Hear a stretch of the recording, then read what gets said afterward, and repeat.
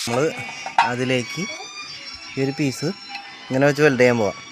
അതിനു മുമ്പ് ഇതിൻ്റെ അടിഭാഗം ഒന്ന് പക്കയായിട്ട് ഗ്രൈൻഡ് ചെയ്ത് റെഡിയാക്കണം. അപ്പോൾ നമ്മൾ സ്റ്റാൻഡ് ഗ്രൈൻഡ് ചെയ്ത് കഴിഞ്ഞിട്ടുണ്ട്.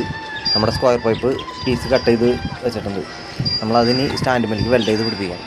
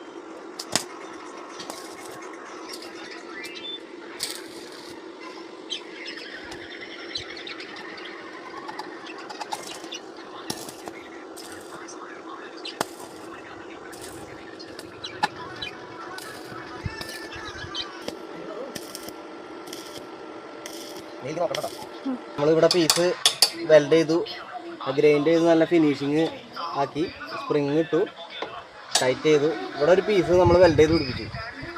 കാരണം കാലുകൊണ്ട് അങ്ങനെ ചവിട്ടുമ്പോൾ നല്ല സ്മൂത്തായിട്ട് വരാൻ വേണ്ടിയിട്ട് വലിയ ബുദ്ധിമുട്ടില്ലാണ്ട് സ്റ്റാൻഡ് ഇടാൻ വേണ്ടി നമ്മൾ ഇങ്ങനെ ഒരു പീസ് കൂടി പിടിപ്പിച്ചു.